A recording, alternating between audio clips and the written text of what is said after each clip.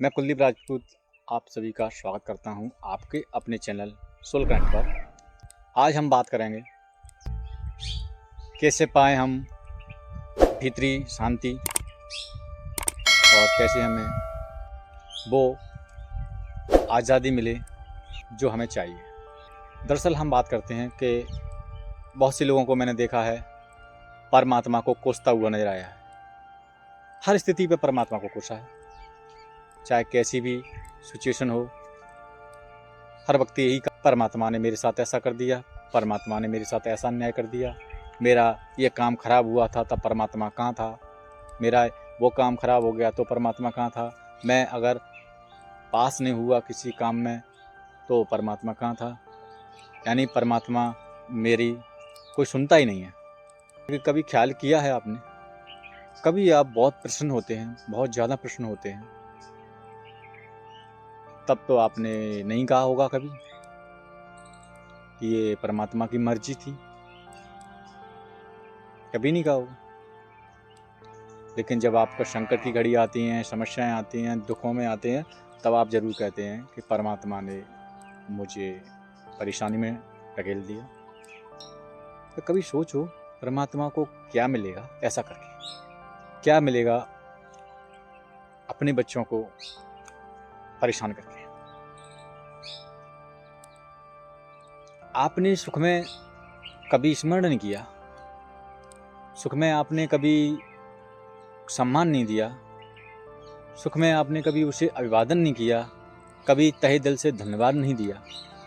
और जब आप परेशानी में होते हो तो आपको सब परमात्मा का किया हुआ नजर आता है, तब आप अपना भूल जाते हैं।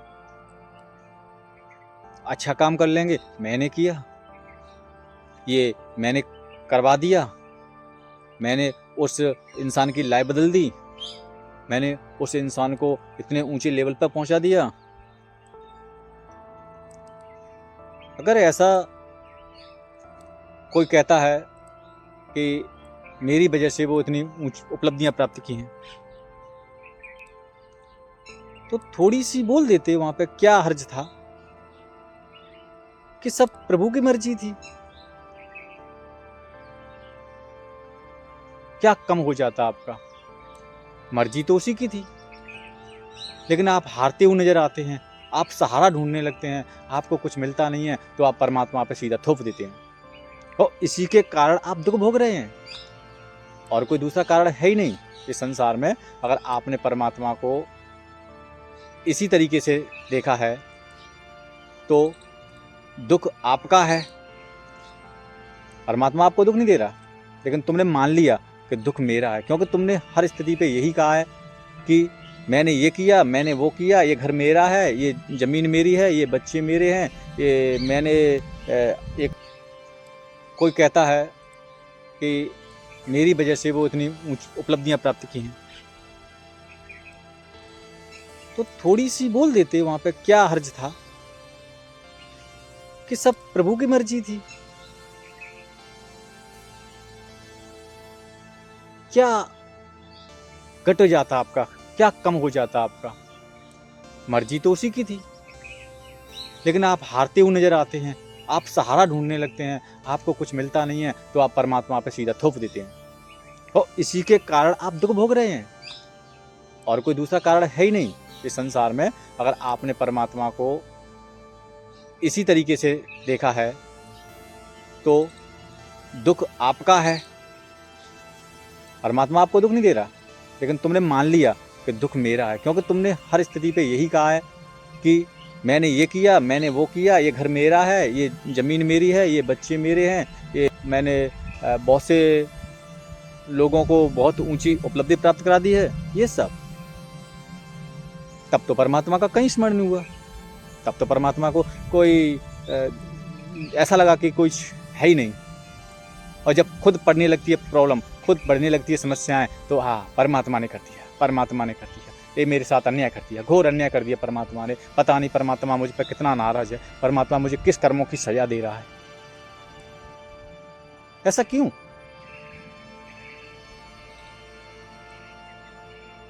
तुमने सुख में तो नहीं कहा कुछ भी, वहां कह देती, थोड़ा कह देती कि परमात्मा आपका बहुत बहुत धन्यवाद, परमात्मा आपकी ही मर्जी, आपने जितना हमें दिया उससे हम संतुष्ट हैं, सब आपका ही तो है।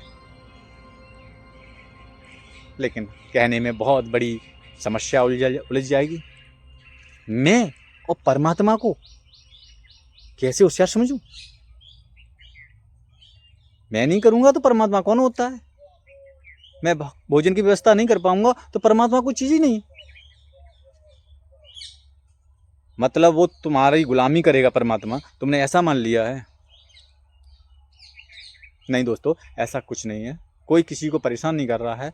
आप बस जागने नहीं हो, आप थोड़े से जागृत हो जाओ, थोड़ी अवस्था चेंज करो, थोड़ा इस सिचुएशन से बाहर निकल के आओ, सब समझ में आ जाएगा। एक एक चीज समझ में आ जाएगी, परमात्मा कोई आपके साथ गलत नहीं कर रहा है। लेकिन उसे तो तकलीफ होती होगी आपकी बातें सुन करके। मैंने सम्राट की तरह इस दुनिया में भेजा, इसे खुशहाल जीवन जीने के लिए भेजा इसे मैंने। ये अपने नृत्य नच सकता है, ये अपने खुद के गीत गा सकता है, ये गुनगुना सकता है, और इसमें आकर के ये सब कूड़ा करकट इकट्ठा कर लिया है, उलझा हुआ है। इतनी चिंतित होने की आपको आवश्यकता नहीं है। जिसने आपको जन्म दिया है वो आपसे आपकी जिंदगी छीन लेगा, ये तो वो अच्छी तरह जानते हैं।